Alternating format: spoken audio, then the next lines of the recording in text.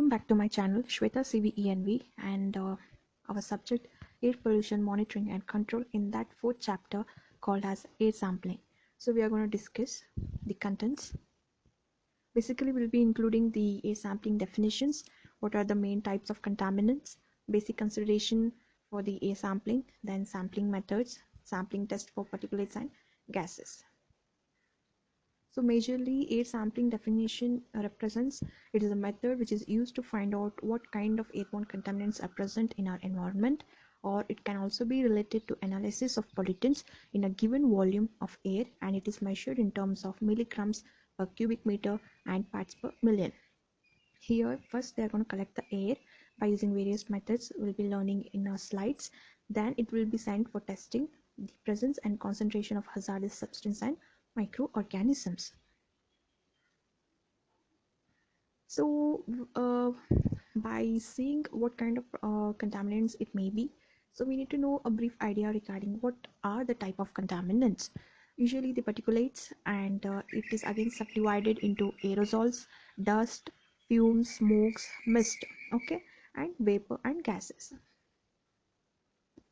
So again a brief introduction regarding what are those. So if we consider particulate matter, it is nothing but a mixture of solid particles and a liquid droplets which are found in the environment or in the air, we can say, okay. And these particles are known to be aerosols, dust, fumes, smoke and mist, okay. What is aerosol? Dispersion of solid particles of microscopic size in air. So these cannot be seen through our naked eye. So what is going to happen, that these particles are visible only through microscopes, okay, as their size will be too low, okay. Then dust particles like solid particulate capable of temporary suspension in air.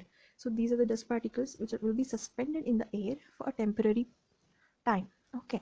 So after that time all that particulates will settle down to the ground. In case of fumes, the solid particles produced by condensation from gaseous phase, okay. So fumes are usually derived from the heating of a solid to its melting point and then subsequent cooling of the gas produced. At the time of heating they will be in terms of solid, okay. At the time of its melting they will be converted in terms of gas, okay. So okay, oh I have done ulta. ठीक है, कोई बात नहीं. Okay, so the next is smoke. In case of smoke, what is going to happen? The particles which are resulting from incomplete combustion of organic matter, they consist of predominantly of carbon and oxides of carbon. Smoke, best example, vehicular emissions and industries emissions we can give. Okay, due to incomplete combustion, whatever particles arise are known as smoke, and they maximally contain the carbon and oxides of carbon. In case of mist, the dispersion in air of liquid droplets usually large enough to be seen by the naked eye. So we can say that, yeah, the in case of fog season or in case of spring season, whatever they call, okay, at the time you can feel that particular droplets, you can feel, you can touch and all. So those are the some of the dust particles which are present in the form of liquid droplets, okay, and they can be easily seen, okay. So what about the vapor? Vapor is a gaseous phase of a substance that usually exists as a liquid or solid at normal room temperature and pressure. So it is a converted form of gas, not natural gas, okay. Yeah, previously it was solid and liquid. After the room temperature and pressure was changed, it has converted its form to gaseous. That's what they say. In case of gas, it is a substance which does not normally exist as a liquid or solid. So it does not. So it is dead opposite of the vapor. Okay, friends. Good. Okay. So in case of, if we consider what are the major things we need to note down before we go for air sampling is, whatever the sample is collected, it should be a representative in terms of time and location. So you need to label it off at what time you have taken and which location you have collected and all. And the second one is the sample volume should be large enough to permit accurate analysis. So whatever volume you are taking should be large enough so that it can get accurate results in later testing, okay. The sampling rate must be such as to provide maximum efficiency of collection. Whatever you do analysis and all, it should have like wordful results, okay. And the duration of sampling and frequency of sampling should reflect accurately the occurrence of fluctuations in the pollution level. It represents whatever time or you're taking, or a frequency of days if you are considering, okay. It should indicate at what time and at which day the pollution will be high.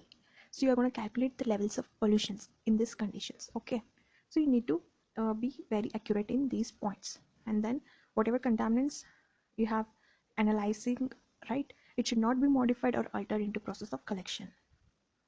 That's what they say. It should not be mixed up. So one what they will do, they will forget writing like from which sample they have collected and for like what it usually has. For example, if commercial street area, it is having more of carbon monoxide pollutants. Okay, and in another side, in industrial site areas, we are having sulfur oxides more in content. Okay, if we like mix up the things without giving a label and all, then it will become a high risk, right? So we have to be very precise in this, that it should not be altered with one another. Okay. Okay, so what are the methods of sampling?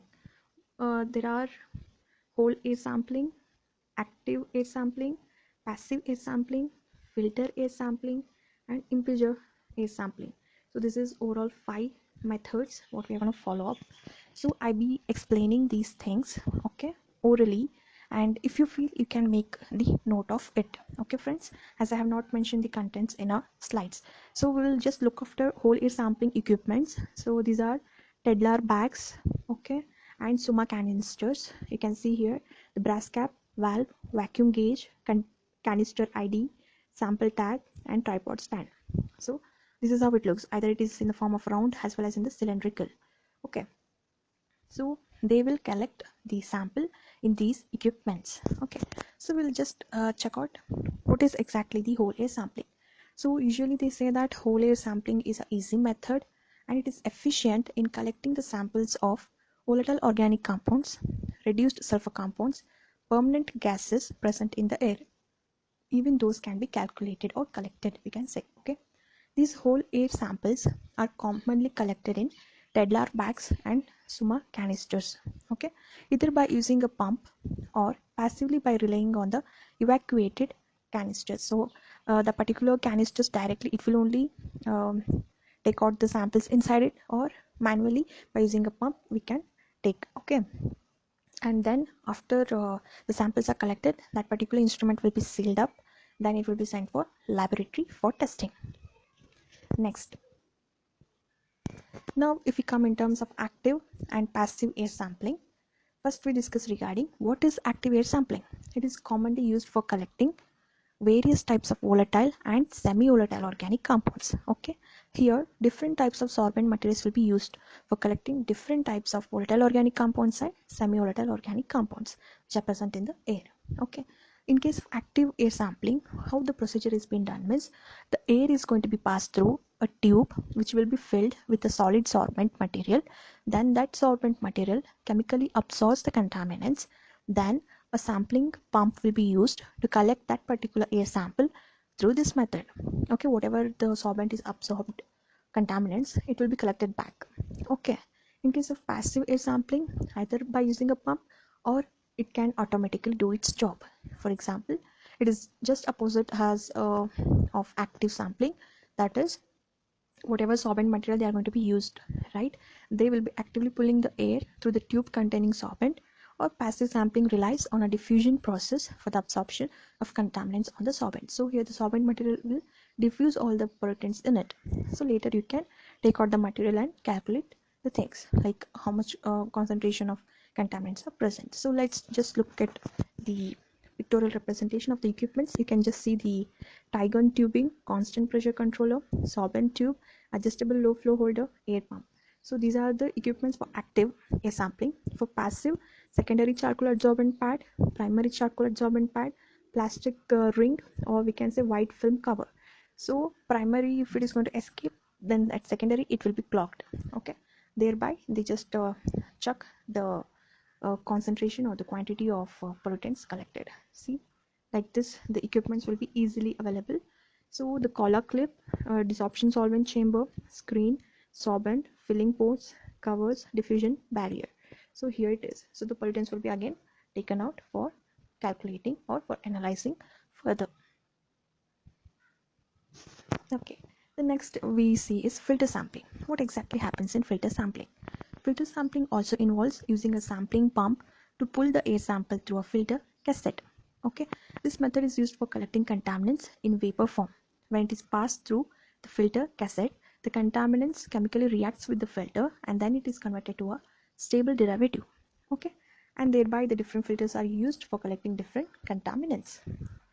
So here the filter paper is going to trap up all the contaminants, and later it will dry off the thing. Mean whatever the gaseous pollutants, if it is entering inside it, it will trap and it will make it a stable form, so that later on it will be collected and calculated.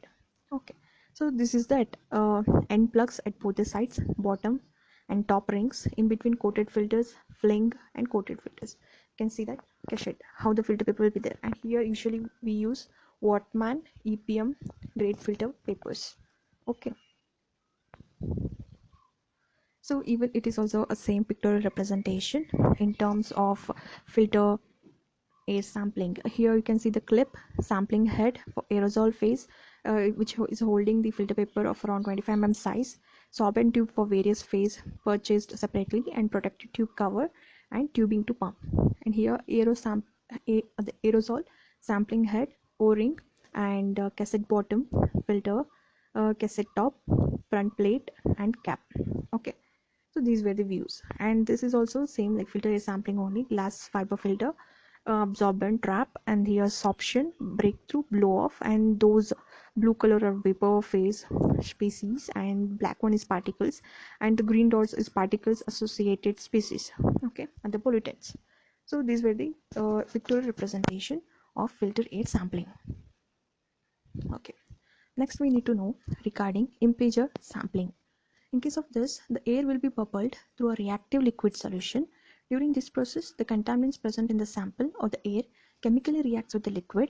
Okay, then the method is suitable for using during high moisture levels and high temperatures, and also for measuring the contaminants in stationary sources, they say. So whatever the pollutants are there, no, it will be trapped inside the particular liquids present in it. Actually, we discussed about impingement air sampling in detail in our further things. Okay, we'll discuss in depth regarding everything. Okay, let's see the pictorial representation. The sampling air is going to be pumped inside. Okay, then the air bubbles or the air is going to be bubbled, through which the particles of the pollutants will be attracted towards that solution. Okay, here the nozzle plate is there, whatever the extra contaminants are there. Okay, nozzle plates are representing, they are spreading the air inside it. Okay, so they spread the air, due to which the bubble is going to occur, and thereby it will clog all the particulates. Okay, in another form you can see from particle filter, directly the solution is going to fed inside the bottles, impingement bottles. It is an heated bath. Okay, impingement bottles. And another section, cold bath. After heating bath, they shift towards the cold bath. When it is dried off, then they collect it for calculating how much concentration was found. And how these impingement bottles look, I have given the pictorial representation as well. It looks like these bottles are like this. Okay, so these usually affects whatever the pollutants may be, the human is going to suffer in a huge manner by headache, lung disorder, or the breathing problems, bronchitis and all. So these are the major effects what we see in case of humans. Okay, by these particulate matters when they enter into a human body. So actually I was saying we will discuss in regarding of impingement sampling in detail. Why? Because these methods can also be found in estimating the particulates. Okay, how much concentration of particulates will be there, and also we will discuss in regard of this. Okay, so I'm saying again the points in a oral manner. You need to make a note, or you have to remember the things. Okay, so in detail we will study, but let's come for sedimentation. Okay, because impeachment, then you will go mad. It's a theory subject, you get sleep. So we'll just change the topic to sedimentation. So it is a very easy topic, how you're gonna test. Okay, so we'll see. So usually sedimentation is done for collecting the settleable particulate matters. Okay, which are settled out in terms of the atmosphere. Okay, the particulate pollutants having the size of 10 mm can be collected in terms of sedimentation process. It gives 99% efficiency. So that's what they say, sedimentation gives 99% efficiency, and the particulate matter which it is going to collect of size will be 10 mm. how usually the equipment looks for the sedimentation will be like a simple dust jar which is fitted with a funnel. When the liquid is added to that particular collector, now what is going to happen, the solids will be blown out. Okay, so the air pump will be the same like the above pictorial representations I have shown you in terms of absorption, filter air sampling. See, here the air will be pumped down, so that what is going to happen, yeah, so what is going to happen, the solid particles after some time they rest in down, and whatever liquid will be there, it will get evaporated. After evaporating, what they are going to do, the remain dried dust particles means just they will leave it for 30 days. After that, what they are going to do, they are going to come and collect the dust particles which were remained at the bottom. Okay, then they go for further analysis. So that's what sedimentation is going to occur like. And what about the filtration? Even in case of filtration also, here it is a technique used in terms of collecting the air pollutants of size smaller than 10 mm in diameter.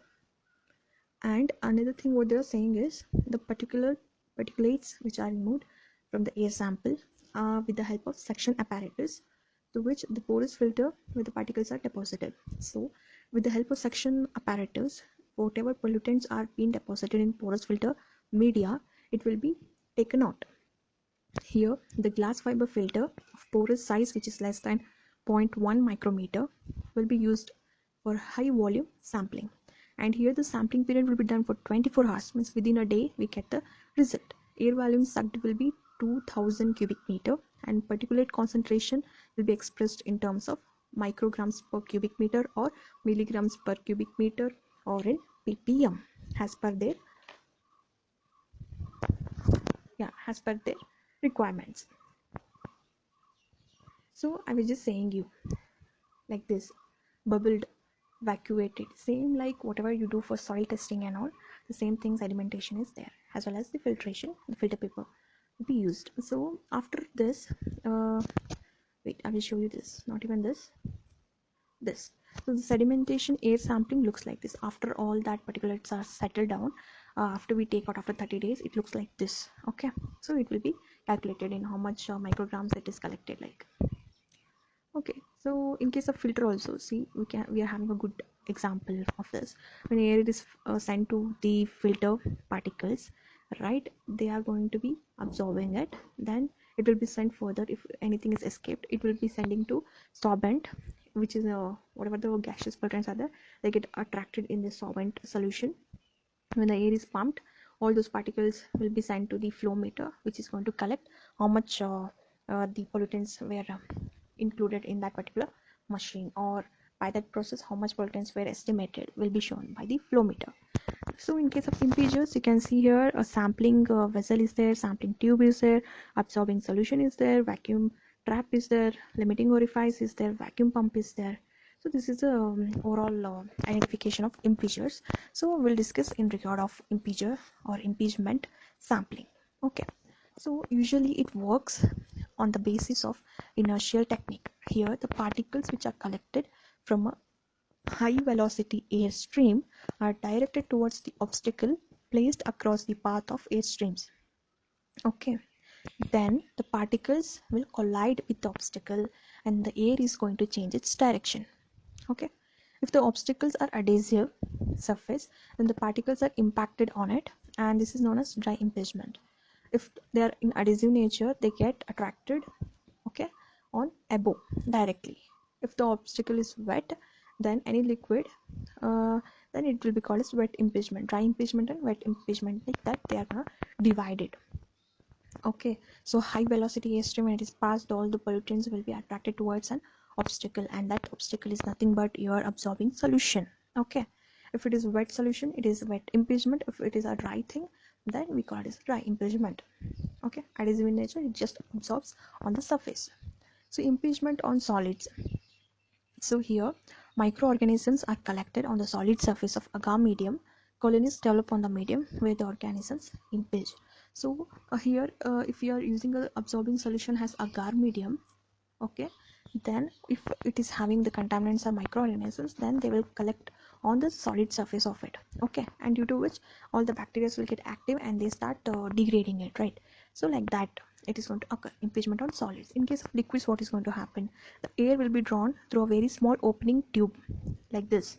Then it will be bubbled through the liquid.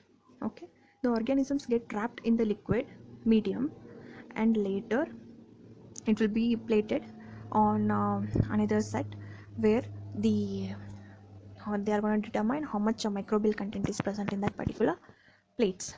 Okay, in all the process, one thing is clear: either they take out all the liquid from that particular thing, only the dust particles have been taken out by either evaporating or in the gaseous phase or whatever. They're just trapping the contaminants in a beautiful manner, and they are estimating at what concentration they are and what are those and how they're affecting and how they were caused. So really, hats off to technology that air sampling really is necessary in very developed countries or still developing countries, or wherever the population or pollution is more, it is necessary for these things. Why? Because they will find a measure to control it. So for that particular reason, at least air sampling methods should be implemented in a good manner so that we can save our earth.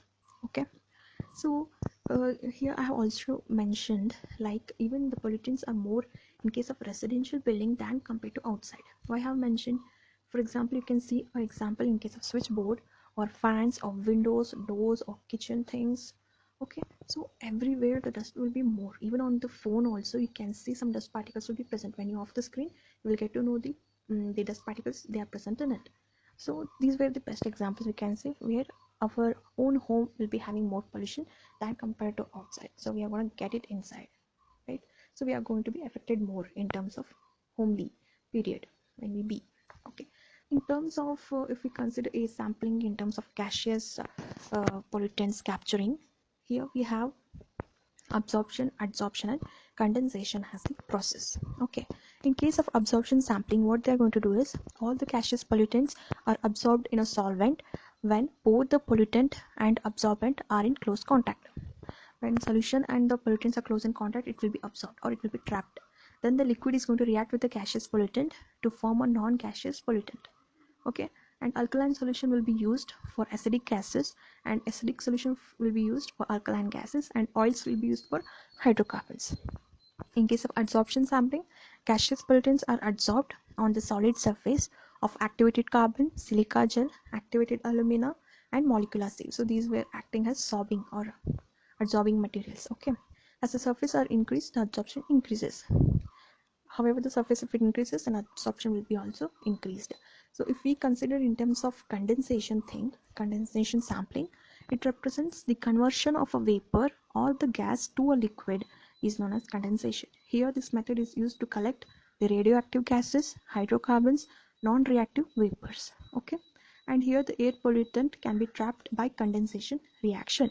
As the gaseous pollutant pass through the different temperature range of condensers, where the temperature will be below the boiling point, the gaseous pollutant will be trapped in the liquid easily.